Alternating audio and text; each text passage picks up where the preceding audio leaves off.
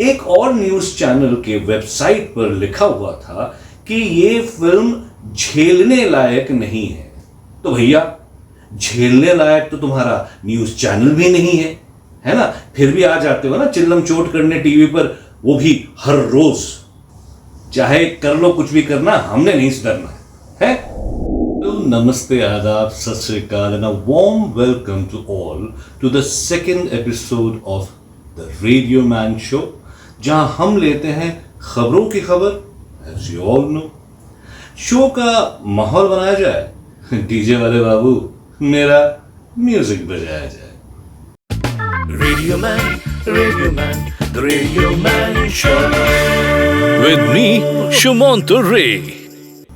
तो आज का जो ये एपिसोड है, मैं डेडिकेट करना चाहूँगा रेडियो और आवाज़ की दुनिया के बेताज बादशाह स्वर्गीय श्री अमीन सयानी जी को, जो हाल फिलहाल में ही हमें छोड़कर चले गए। ऐसा लगा कि मानो रेडियो ऑफ एयर हो गया, बट आई एम श्योर कि उनका आवाज़ और रेडियो की दुनिया में जो कंट्रीब्यूशन रहा है वो सालों साल कई जनरेशंस को इंस्पायर करती रहेंगी।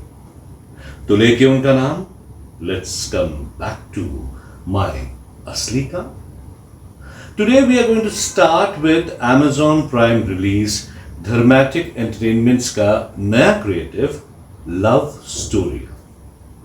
वेल, आई बिलीव कि Karan Johar knows how to give it back to the trolls. नहीं समझे? अरे, the name of this anthology itself is an answer to his trolls. याद है जब ब्रह्मास्त्र का वो लव स्टोरियां केसरिया वाला गाना रिलीज हुआ था, तो कैसे लिटरेचर के ज्ञानी ट्रोल्स ने इन शब्दों को क्रिटिसाइज किया था। तो करण ने उसी ट्रोल्ड गाने का ही टाइटल बना के बता दिया कि ब्रो, मूव ऑन, मुझे कोई फर्क नहीं पड़ता। तो चलिए देखते हैं कि लव स्टोरियां को किस तरह का रिस्पॉन्स मिल रहा है। ज़्यादातर लोगों को ये कंटेंट पसंद आ रहा है क्योंकि बहुत अच्छा कंटेंट है, लेकिन फिर भी हैं कुछ असंतुष्ट प्राणी इस दुनिया में, जो वो होते हैं ना, वो हमारी नेबर वाले आंटी की तरह, जिनको कुछ भी कभी भी कुछ अच्छा नहीं लगता। वेट, सुनाता हूं पढ़ के। एक वेबसाइट ने लिखा है कि staging non-fiction or docudramas isn't wrong, but it must inform the rhythms of the people being filmed. The cosmetic result is what I called greeting card filmmaking. Oof, इतनी English. Well, that's why आप एक journalist हैं, film maker नहीं हैं। सारी कहानियां कसम से बहुत ही खूबसूरत हैं और उन्हें विजुअली भी खूबसूरती से दिखाना गलत नहीं है, बल्कि ज़रूरी है। अरे, मोहब्बत की कहानियां हैं तो मोहब्बत से दिखाई जानी चाहिए। हर कहानी का and result is happy in togetherness. उसको बिल्कुल रियलिस्टिक टच से तब दिखाना चाहिए जब वो डॉक्यूमेंट्री किसी न्यूज़ चैनल के लिए बन रही हो, किसी OTT के लिए नहीं। इससे ज़्यादा इमेजिनरी शॉट्स तो भैया आजकल के न्यूज़ चैनल्स वाले लगा लेते हैं। अच्छा, वैसे मेरी बात का बुरा लगा हो अगर आपको, तो फिर मैं आपको भिजवा दूंगा वो ग्रीटिंग कार्ड। मैं तो कहूँगा भैया कि लव स्टोरियाँ ज़रूर देखिए, प्लीज़ देखिए। सभी कहानियाँ अलग हैं, सभी डायरेक्टर्स ने कहानियों को बड़े ही रोचक ढंग से प्रेजेंट किया है, इतना कि आपका प्यार के प्रति विश्वास जो है ना, वो फिर से जग जाए। सभी कहानियां दिलों में एक उम्मीद जगाती है, दिलों को छू जाती। एस्थेटिक्स सुंदर है जो विजुअल अपील को बढ़ाता है, और नरेटिव बहुत ही जबरदस्त है। Overall it's an amazing content to watch with your loved ones. चलिए अगली फिल्म लेते हैं, कुछ खट्टा हो जाए। सबसे पहले तो एक बेहतरीन और कैची title, star singer Guru Randhawa की पहली फिल्म। स्टोरी लाइन भी अच्छी है और फिल्म में सोशल मैसेजेस की तो मानो भरमार सी थी, यानी इंटेंशंस भी अच्छे थे। फिर क्यों नहीं चल पाई ये फिल्म? मुझे लगता है कि सबसे पहला रीजन तो ये है कि एक बहुत ही गलत टाइम पर फिल्म रिलीज हुई, क्योंकि अभी पेरेंट्स और बच्चे सबके लिए एग्जाम्स यानी इम्तिहान है और उधर जगह जगह पर अलग अलग राज्यों में रैलियों से सरकार भी इम्तिहान से गुजर रही है. So it wasn't a very good time for a film release. हाँ, मानता हूं कि गुरु को शूट से पहले एक्टिंग और वॉइस मॉड्यूलेशन के वर्कशॉप्स की जरूरत थी, और आजकल ये कोई नई बात नहीं है, सब कर रहे हैं तो कर लेना चाहिए था.